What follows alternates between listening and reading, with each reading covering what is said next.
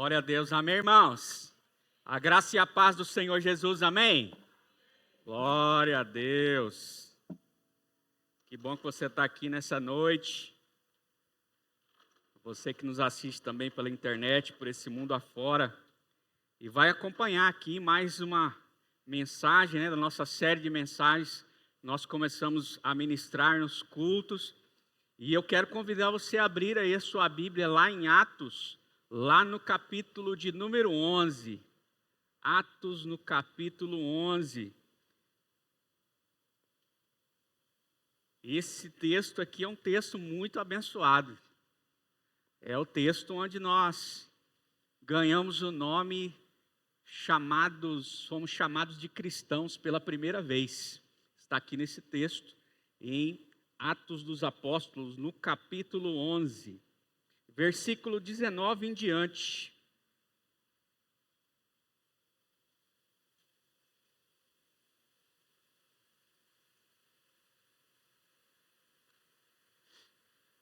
Amém? Todos acharam aí? Glória a Deus. Amém. Os irmãos estão munidos de Bíblia então, né? Atos capítulo 11, versículo 19, diz assim: os que foram dispersos a partir da perseguição, que começou com a morte de Estevão, se espalharam até a Fenícia, Chipre e Antioquia, não anunciando a palavra a ninguém que não fosse judeu. Alguns deles, porém, que eram de Chipre e de Cirene e que foram até Antioquia, falavam também aos gregos, anunciando-lhes o evangelho do Senhor Jesus. A mão do Senhor estava com eles, e muitos, crendo, se converteram ao Senhor. A notícia a respeito deles chegou aos ouvidos da igreja que estava em Jerusalém, e enviaram Barnabé até Antioquia.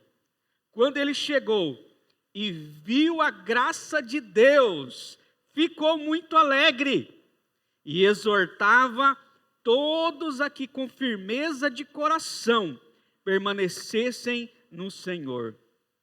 Porque era homem bom, cheio do Espírito Santo e de fé. E muita gente se uniu ao Senhor. Depois, Barnabé foi a Tarso à procura de Saulo. E quando o encontrou, levou para Antioquia, e durante um ano inteiro se reuniram naquela igreja e ensinaram numerosa multidão. Em Antioquia, os discípulos foram pela primeira vez chamados de cristãos. Aleluia! Somente até aí, os irmãos podem se assentar. Glória a Deus, que bom que você está aqui nessa noite. O tema dessa mensagem é o cristão e a sua missão. Diga comigo assim, o cristão, mais forte, diga assim, o cristão e a sua missão. Aleluia. Você já parou para pensar qual que é a missão do cristianismo? Por que Jesus morreu na cruz do Calvário? Por que nós entregamos a vida para Jesus? Por que Jesus está sempre nos chamando para perto dele? Por que ele está sempre nos guiando para um propósito maior ao qual ele criou para nós?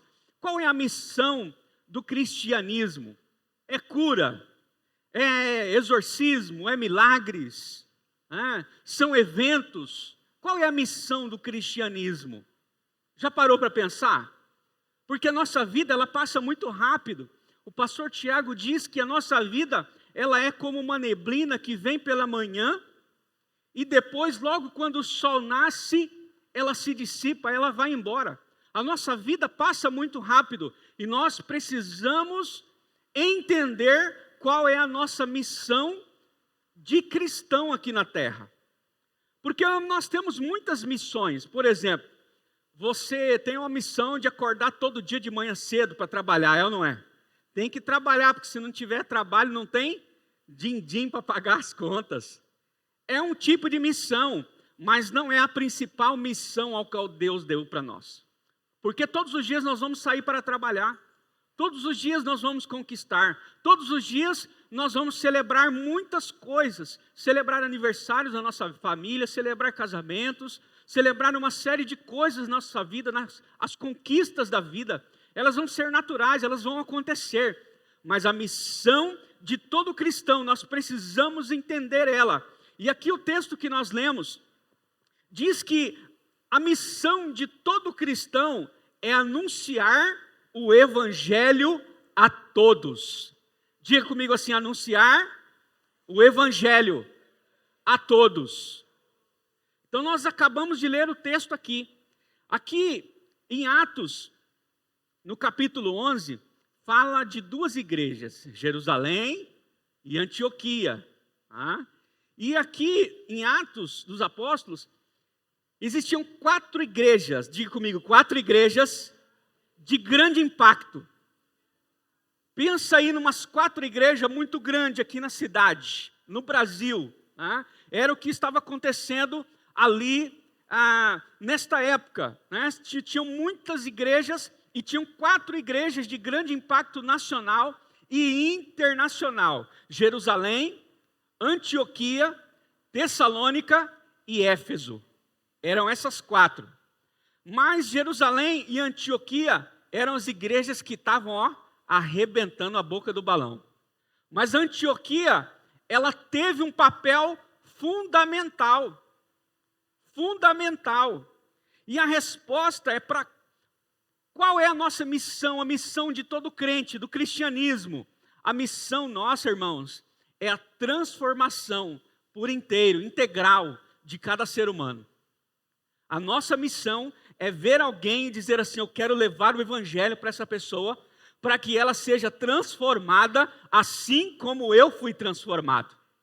Porque nós podemos ter muitos eventos, nós podemos ter uma série de programações, mas as programações passam, os eventos passam, num piscar de olhos.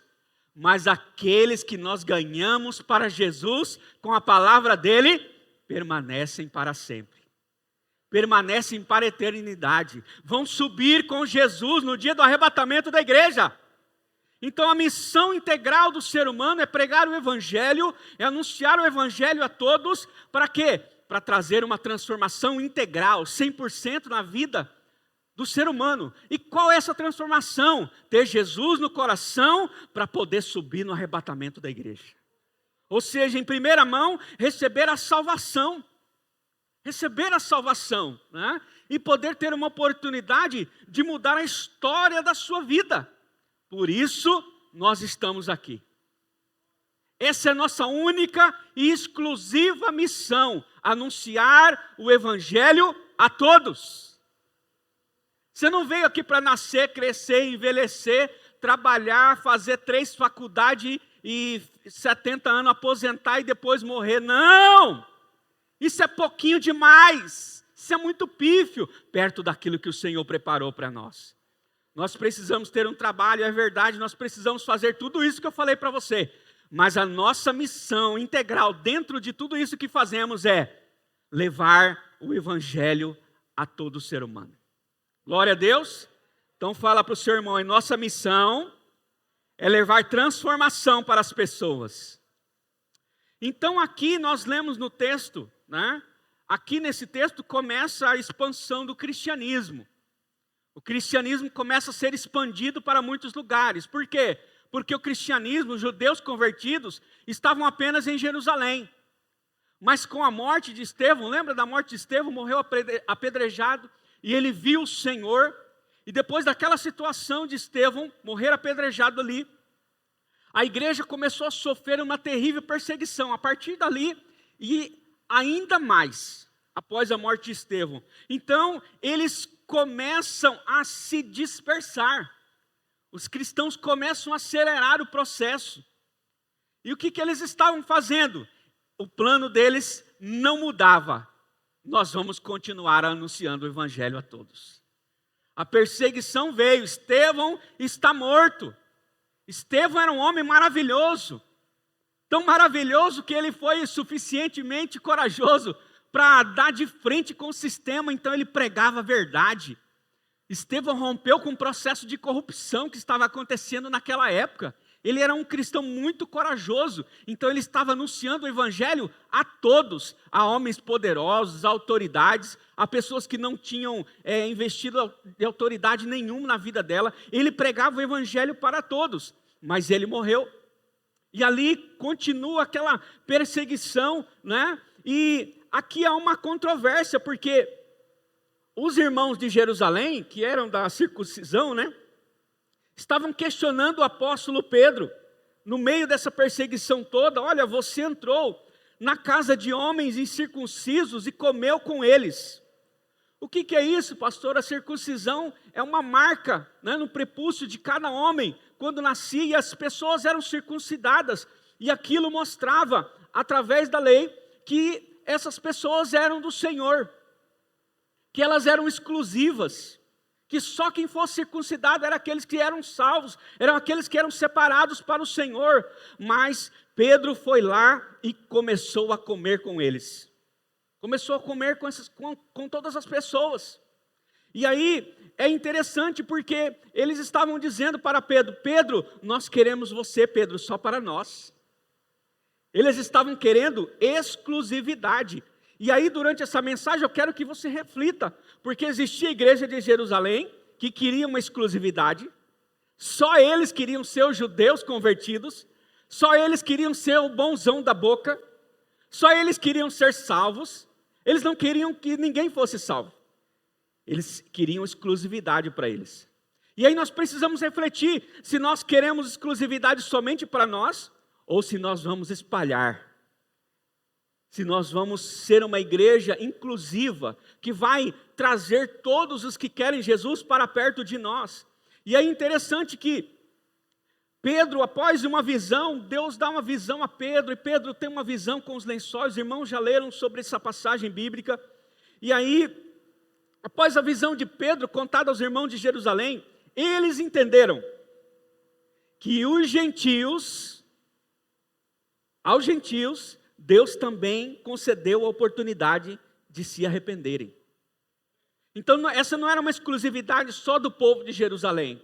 Não, mas dos gentios que estavam na igreja de Antioquia, ali para frente, né, em Judeia, ali, naquela região, estava ali para eles. Olha só o que diz o versículo 18. Quando os demais ouviram isso, acalmaram-se e glorificavam a Deus, dizendo: então, também aos gentios Deus concedeu arrependimento para a vida. Então eles estavam exultando aqui, estavam celebrando. Então Deus quer nos levar além da nossa Jerusalém, aleluia.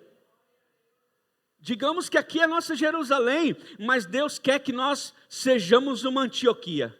Deus quer que nós saiamos do nosso lugar. Deus quer que nós saiamos da nossa exclusividade de dizer assim: eu já estou salvo.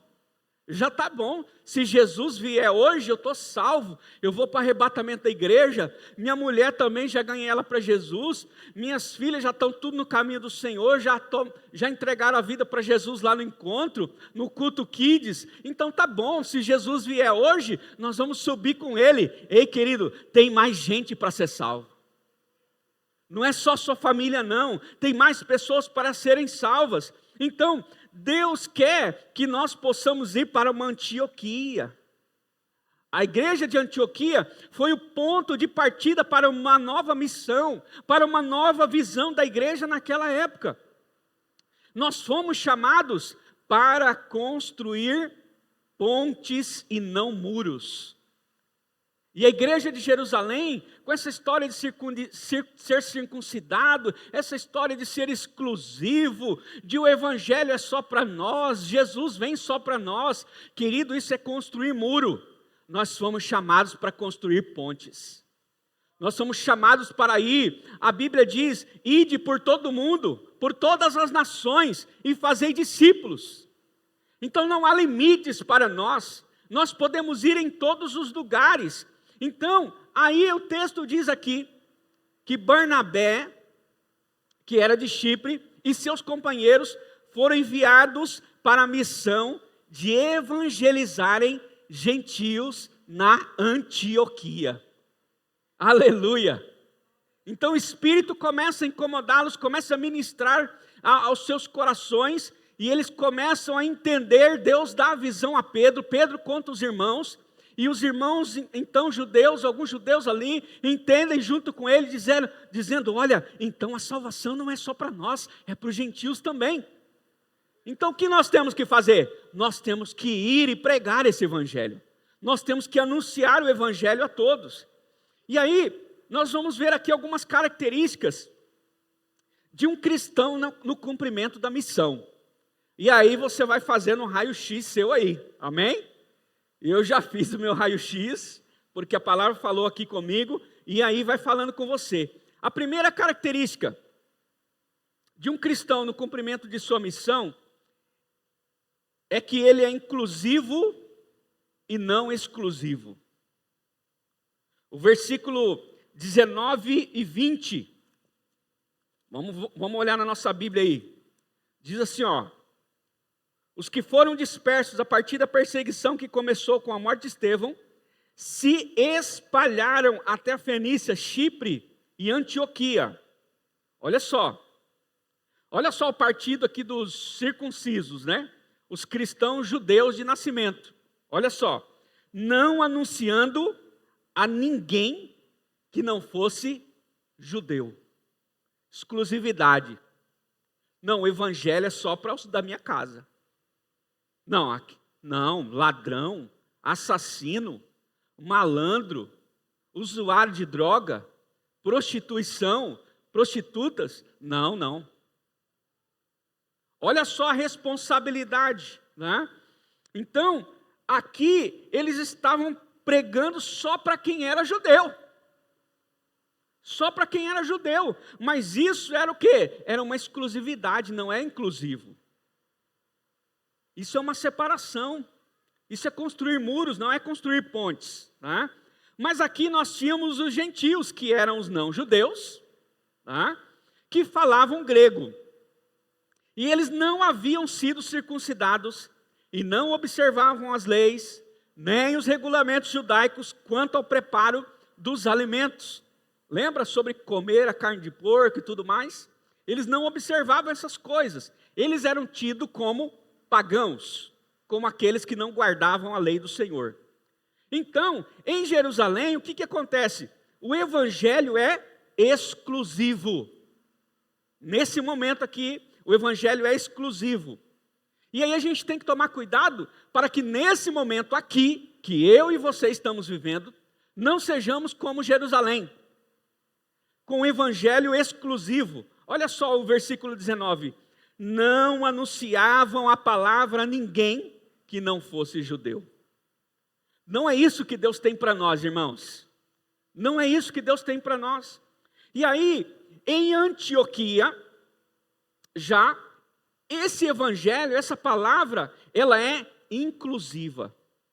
E é interessante você entender aqui, porque talvez você pense assim, não, mas lá tinha os apóstolos, os discípulos. Nessa época aqui, a grande comissão já tinha feito o seu trabalho e já tinham muitos crentes anônimos que não foram citados na Bíblia, que estavam pegando fogo, cheios do Espírito de Deus, e estavam anunciando o evangelho a todos. E aí eles começam a perceber, eles veem que Deus estava dando a visão a vários homens de Deus, inclusive a Pedro, quando explica a eles. Então eles começam a entender e começam a anunciar o evangelho. Olha só o versículo 20. Alguns desses, né, cristãos convertidos, judeus, porém, que eram de Chipre e Cirene, e que foram até aonde? Antioquia. Falavam também aos gregos, anunciando-lhes o evangelho do Senhor Jesus. Então esses crentes, esses cristãos anônimos, eles começam a anunciar o evangelho, começam a pregar o evangelho para todos, não só para os judeus, mas para os gentios, para os gregos, para as pessoas que eram quem? Eram consideradas como pagãos. Então o evangelho começa a ser anunciado para todos eles. Então o que a gente começa a entender aqui? Que o cristão não pode ser seletivo na sua missão. Nós não podemos ser seletivos. Eu vou pregar o evangelho para esse e para aquele ali eu não vou pregar, vou esperar um pouquinho mais de tempo. Não, nós precisamos pregar o evangelho para todos. Presta atenção, eu fui numa conferência de jovens no mês passado. E aí tinha uma moça ministrando a palavra lá na conferência. E ela estava contando que eles têm lá no grupo deles pequeno lá o dia do amigo. E o dia do amigo, eles pegam um convitinho e saem convidando amigos e pessoas para participarem de um dia especial. Um dia onde eles vão estar ali e vão receber uma palavra, vão receber uma oração. Então foi feito um desafio para ela. E ela pegou vários convitinhos e ela convidou alguns amigos. E o Espírito Santo, ela estava passando em uma rua e ela disse assim, e o Espírito Santo falou para ela assim, convida aquela moça que está em frente da recepção naquela empresa. E aí quando ela olhou para a moça que estava em frente da recepção, ali na igreja, era uma moça com estilo totalmente gótico.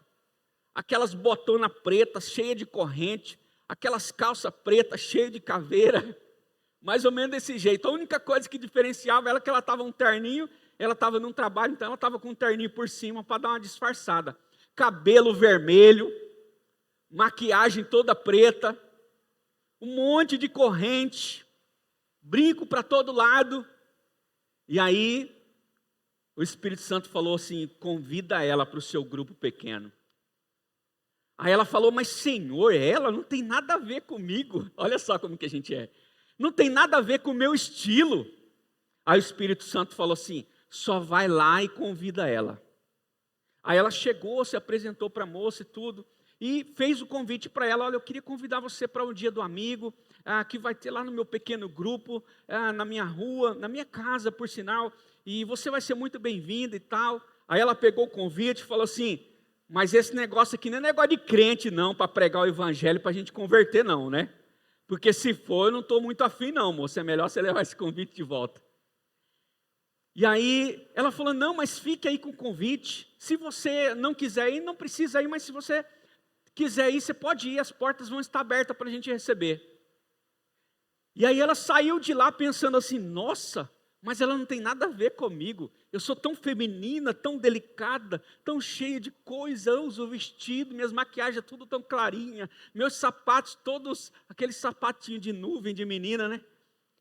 Mas aí sabe o que aconteceu no sábado, na hora do pequeno grupo, no dia do amigo lá? Sabe o que aconteceu? Pergunta para o seu irmão aí e fala, sabe o que aconteceu? Aquela menina da recepção foi lá. E quando ela chega lá, ela participa, ela é bem recebida, o pessoal abraça ela, recebe, e aí passa no outro sábado, foi um evento top demais. Mas ela foi a primeira a sair. Quando terminou, ela foi embora, não conversou com ninguém. Quando é no outro sábado, na outra reunião do grupo pequeno, sabe o que aconteceu? Ela estava lá de novo. Aí o Espírito Santo falou para a moça, agora você convida ela para tomar um café.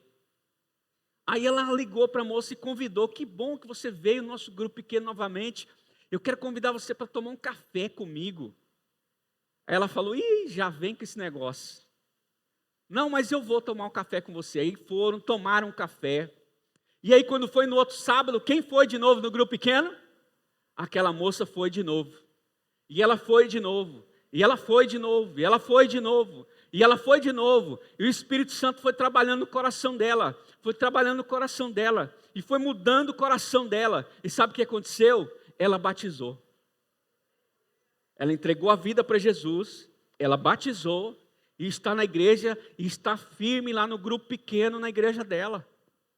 E o Espírito Santo foi trabalhando no coração dela, e ela foi muito bem aceita pelos irmãos na igreja. E o Espírito Santo trabalhou tanto no coração dela, que ninguém chegou, e ela disse assim, gente, em nenhum momento eu sentei com ela e falei assim, você tem que tirar essa bota aí, com essa cheia de corrente, isso aí afasta as pessoas de você. Ela falou, gente, eu nunca falei nem das roupas dela. Sabe o que aconteceu? Simplesmente ela começou a andar igual eu ando. Ela começou a usar vestido, sapatinho de nuvem, começou a se arrumar mais, começou a colocar umas maquiagens clarinhas. Sabe por quê? Porque o Espírito Santo estava ministrando na vida dela. Sabe por que isso aconteceu? Porque ela não escolheu pregar o evangelho para A, B ou C, mas ela ouviu a voz do Espírito Santo. Quantas vezes o Espírito Santo fala para a gente, prega para fulano, você fala assim, esse aí é duro na queda, você aí não converte não. Você aí só se cai um raio na cabeça dele para ele aceitar Jesus. Cuidado com isso, você pode estar sendo como a igreja de Jerusalém, muito exclusivista. Não é só para nós aqui, já está bom. Não, nós temos que ser como a igreja de Antioquia, uma igreja que entendeu seu papel, a sua missão para sair, para anunciar o evangelho a todos. Jesus morreu por todos. Então o cristão, ele não pode ser seletivo em sua missão. Rico, pobre, culto, analfabeto, branco, negro, não importa. Nós temos que anunciar o evangelho para todas as pessoas. Para todas as pessoas. Você não pode escolher quem Deus vai mandar para você. Você não pode escolher. É Deus que escolhe. Cabe a nós pregarmos o evangelho para todos.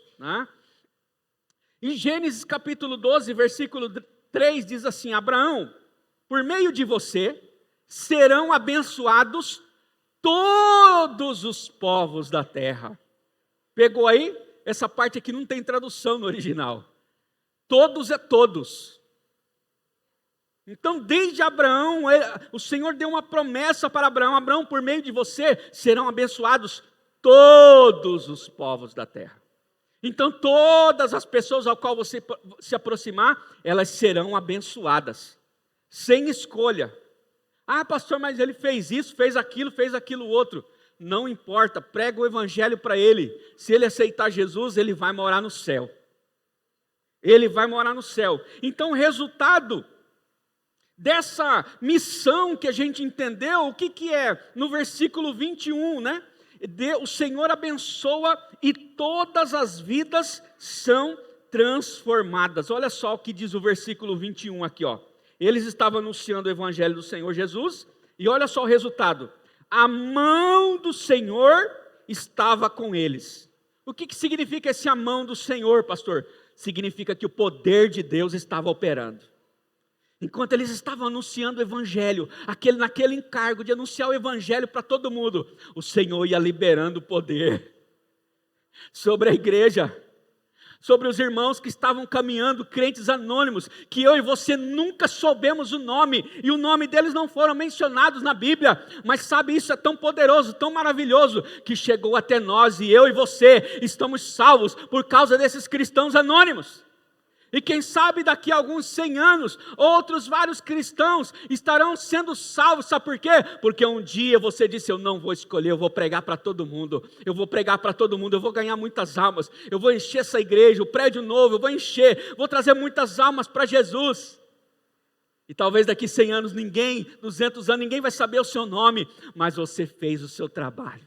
Você cumpriu a sua missão. Por isso a Bíblia diz que o Senhor trabalha de geração em geração, desde Abraão, de Isaac e de Jacó. E ele não vai parar de trabalhar, mas a gente precisa entender a nossa missão, e a igreja entendeu. Então o Senhor abençoa, e essas pessoas foram transformadas. Olha só o texto, e muitos, eram poucos irmãos? Não, eram muitos, crendo, se converteram ao Senhor. Eram muitos. Porque o Senhor estava operando. Por quê? Mas por que o Senhor estava operando? Porque o povo entendeu a missão. O nosso papel é pregar o evangelho. O papel do Espírito Santo é convencer o homem do pecado, da justiça e do juízo. Percebeu?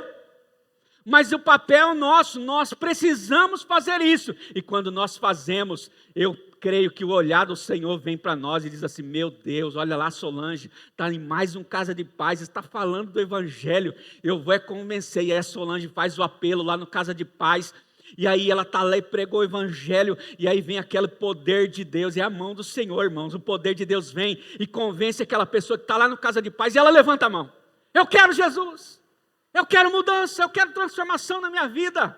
E aí a festa no céu quando um pecador se arrepende. E ali a Solange já ora, e dali já vai rolar um discipulado, ali já vai ter um acompanhamento, ali já vai ter uma série de coisas, irmãos. Então a mão do Senhor estava com eles, e muitos crendo se converteram. Aleluia! Louvado seja Deus por isso. E sabe outra característica importante na vida do cristão que entendeu a sua missão? Ele é agregador e não divisor. Olha só o que diz aqui o versículo de número 22. A notícia a respeito deles chegou aos ouvidos da igreja que estava em Jerusalém, e enviaram Barnabé até Antioquia. Aleluia! Quando ele chegou e viu a graça de Deus, o que ele ficou, irmãos? Muito alegre. Pensa numa alegria. Quem aí já ficou alegre aí na vida aí? Levanta a mão aí, é só eu que fiquei. Não, mas é muito alegre. Quem já ficou muito alegre, muito alegre? Você falava 10.000 palavras assim, nem conseguia nem respirar de tanta alegria. Era desse jeito que Barnabé estava. Muito alegre. E exortava a todos que com firmeza de coração permanecessem no Senhor. Então Barnabé foi enviado. Barnabé é natural de Chipre, conhecia muito bem os gentios, que era mais complexo à vista das pessoas que moravam em Jerusalém. Tá? Então por isso ele entendia como era, então ele foi, e ali quando ele vê a graça de Deus operando, ele fica alegre e ele começa a animar os irmãos, dizendo para eles: olha, tudo isso que vocês estão experimentando, vocês precisam permanecer no Evangelho, vocês entregaram a vida para Jesus, agora vocês precisam permanecer, fiquem firmes no Senhor, não abandonem esse caminho. Então isso que nós precisamos fazer, quando a gente descobre a nossa missão, nós anunciamos o Evangelho, e quando Deus convence as pessoas, a gente vem dizendo para eles: olha, fiquem firmes. Dizendo como, pastor? Fazendo o acompanhamento, fazendo o discipulado, fazendo a visita com a pessoa, trazendo a pessoa para perto para conhecer a Jesus, ensinando para ela quem é Jesus. Você pode perceber o apóstolo Paulo, quando nas suas viagens, daqui a partir de Antioquia, nasceu as viagens do apóstolo Paulo.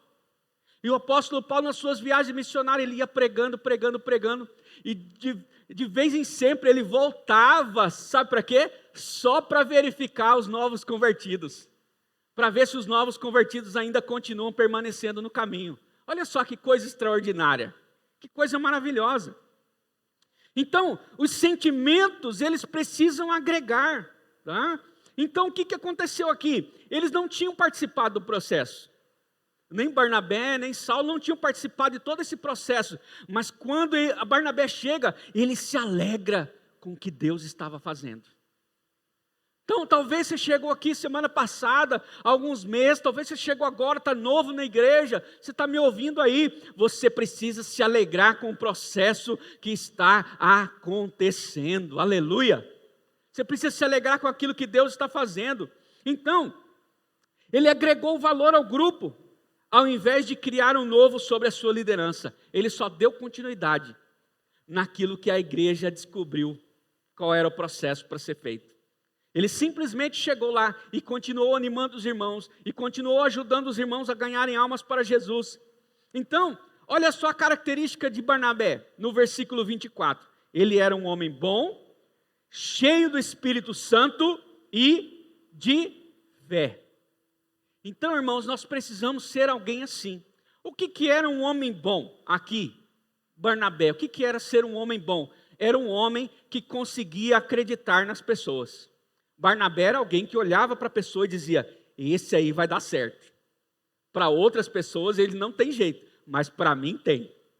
Isso fazia de Barnabé um homem bom, né? Então, nós precisamos ser pessoas assim, que vão olhar para aquela pessoa e vão acreditar nela, e vai dizer: não, ele vai dar certo, esse menino aí vai ser uma bênção. E ele era uma pessoa que investia, tanto que sabia que Saulo estava precisando de um apoio, de uma ajuda, e sabia que Saulo também mais tarde iria ajudá-lo. Saulo era novo convertido, e ele foi em busca de Saulo, e disse: Saulo, está acontecendo algo extraordinário aqui, venha me ajudar. E ele resgatou Saulo, e Saulo foi com ele. Querido, isso é maravilhoso, um homem cheio do Espírito Santo e de muita fé. Um homem que olha para Saulo de Tarso, um ex-perseguidor dos cristãos, e aí Barnabé era tão abençoado, um homem tão bom, que quando ele chega com Saulo na reunião dos cristãos, os cristãos disseram, não, esse Saulo, esse é perseguidor dos cristãos, e ele chegou lá com todo jeito, um jeito de mentor, de liderança, e ele disse, não irmãos, esse aqui agora, Saulo está convertido, agora ele entregou a vida para Jesus, ele teve um encontro com Jesus a caminho de Damasco, teve um encontro lá com o Senhor, agora ele é dos nossos, olha só, ele é alguém que incluía as pessoas, era alguém cheio do Espírito Santo, cheio de fé, que estava dizendo, ele agora é da mesma fé que a nossa, agora de perseguidor ele vai ser perseguido igual a gente, em outras palavras, bem-vindo, né, Saulo? Então, e o resultado, no versículo de número 24, aqui ó, parte B, e muita gente se uniu ao Senhor. Então muitas pessoas se uniram ao Senhor, muitas pessoas foram acrescentadas ao Senhor, por quê? Porque eles tinham essa característica de serem coletivos e não solitários. Coletivos e não solitários. Então, reconhecendo o potencial de crescimento que estava ali acontecendo naquele momento, Barnabé chama quem? Saulo, que é o apóstolo Paulo, né? Então eles tinham dons, qualidades diferentes, mas eles estavam andando juntos no mesmo propósito. Os cristãos dali eram a sua maioria novos convertidos e sem instrução. Mas chegando ali Barnabé e Paulo começaram a instruir os irmãos. Começaram a ensinar. Bons mestres foram ensinando os irmãos. Então, Barnabé mais Paulo, qual que era o resultado? Muitas pessoas sendo alcançadas. Então não adianta a gente falar assim, eu vou fazer a obra sozinho. Não dá conta. Tem que ser você, mais eu, mais a Dona Maria, mais o João, mais o José, mais o Leandro, mais a Cícera, mais o Paulo, mais o Vilnei, mais o Hamilton, mais todos que estão aqui. Aleluia! Então, se nós queremos ser uma igreja relevante, assim como era a igreja de Antioquia, a terceira maior relevante na época, por quê? Porque ela entendeu a sua missão e saiu pregando o evangelho. Eles não tinham outra coisa para fazer, irmãos. No chá das mulheres era pregar o evangelho. No chá das mulheres era para pregar o evangelho, era para levar novas mulheres, era para levar os convidados, nos grupos pequenos, nas casas. Em Atos fala que os irmãos, eles perseveraram no templo e nas casas, no templo e nas casas, como o pastor Domingos ministrou aqui, em uma outra palavra. Eles continuavam perseverando. E o Senhor ia acrescentando os que iam sendo salvos. Por quê? Porque eles estavam trabalhando em equipe. Seja no templo, seja nas casas, e principalmente nas casas, eles estavam ali o tempo todo unidos, trabalhando em equipe, aleluia. Por isso a importância da igreja ser um corpo, né? Nosso corpo, se o meu cérebro não der um comando para o meu braço levantar, ele não levanta, porque o meu braço, ele depende dos meus neurônios que estão dentro do meu cérebro, que vão enviar atividades, energias para ele funcionar. Para mim fazer esse movimento aqui, ele depende de eu estar acordado, depende de eu estar ligado, né? Para mim poder andar, eu preciso dos meus pés. Se eu não tiver os meus pés, eu não consigo andar. Então, todos nós dependemos um do outro.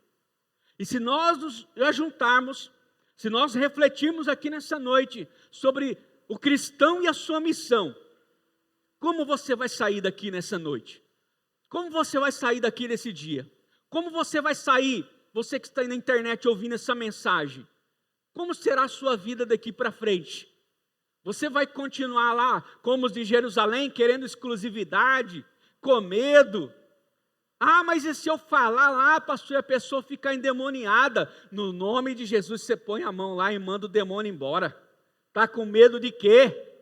É Jesus que faz a obra através da sua vida, aleluia! A autoridade do Senhor está sobre a sua vida. É hora de exercer esse sacerdócio real. Então, o que aconteceu depois de tudo isso, pastor? Depois desse avivamento, desse envio de cristãos anônimos, da pregação do Evangelho, o reino de Deus vai se expandindo. Olha só,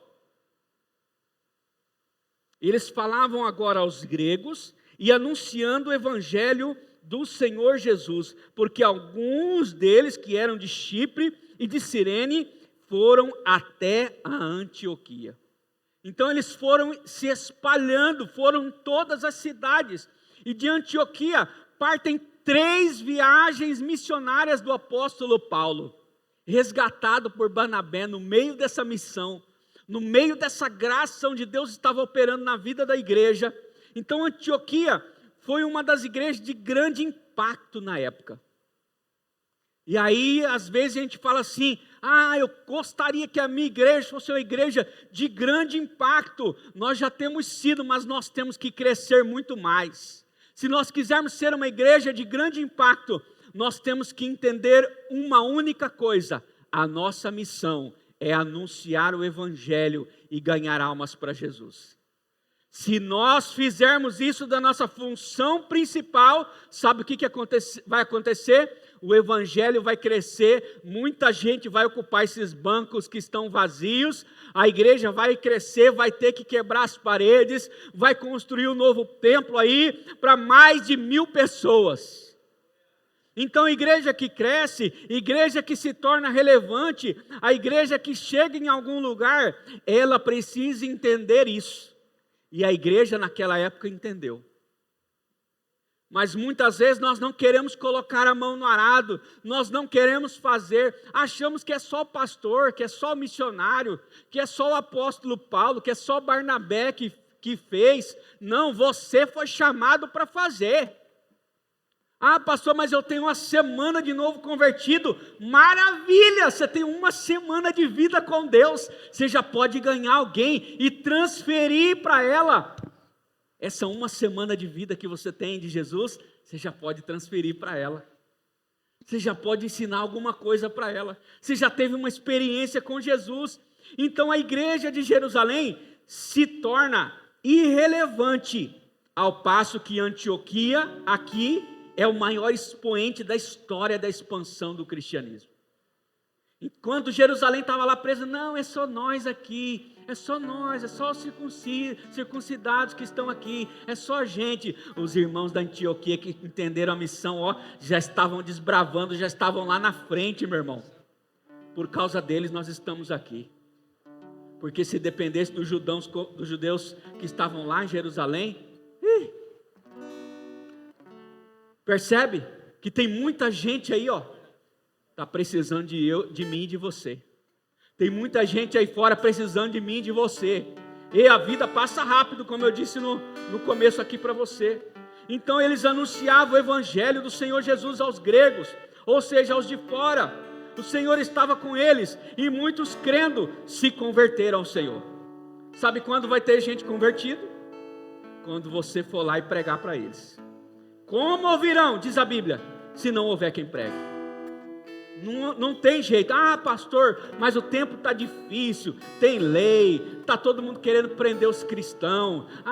E se eu pregar na faculdade, todo mundo vai me cancelar. Seja cancelado, você já está cancelado mesmo, porque você já morreu com Cristo. Já não vivo mais eu, mas é Cristo que vive em mim. Então, vão me cancelar. Não, você já foi cancelado quando você entregou a vida para Jesus. Você já está morto para esse mundo. A única missão sua é pregar na faculdade, pregar no trabalho, pregar na farmácia, pregar no mercado, pregar onde você estiver, anunciar o Evangelho, participar de um casa de milagres, participar de um casa de paz, participar de um PGR, para ter a viva missão avivada dentro do seu coração. Você já vai para um PGR, você já vai para um casa de paz na expectativa, hoje vai converter gente. Nós estamos jejuando, nós estamos orando, não estamos, irmãos?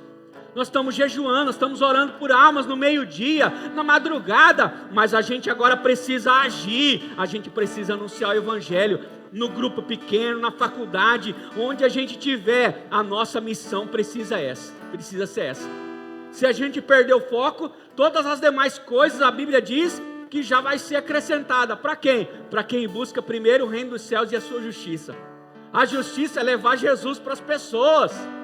Essa é a justiça de Deus na terra, através do seu Filho Jesus. Glória a Deus. Amém. Aleluia. Então, aí o verdadeiro cristão é identificado. Olha só. E quando encontrou, levou para Antioquia. E durante um ano inteiro se reuniram naquela igreja e ensinaram grande multidão.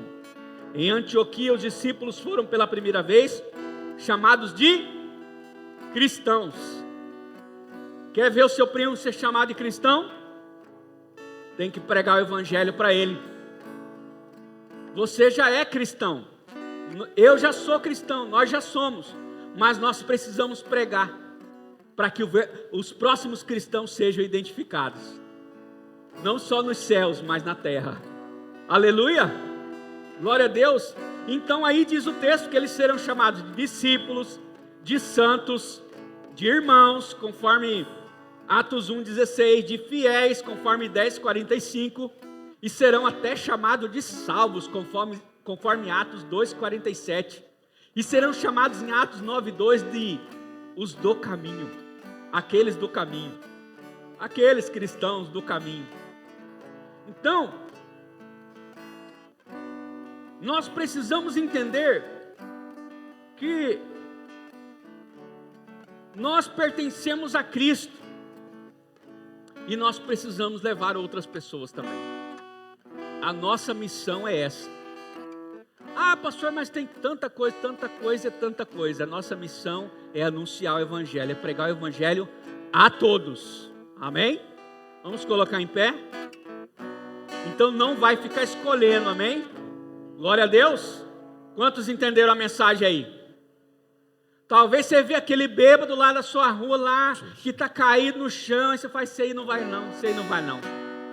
Eu já fui 3, 4 vezes lá, pastor. Eu já tentei pregar o evangelho quando ele estava são, quando ele estava bêbado, quando ele estava mais ou menos. Vai mais uma vez. Vai mais uma vez. Insiste de novo. Ah, pastor, esse coração aqui é de pedra. Mas Deus tira coração de pedra e põe coração de carne de volta. Porque a obra dele, é ele que faz. Mas ele quer ver a sua disposição. Feche os seus olhos, eu quero orar com você agora.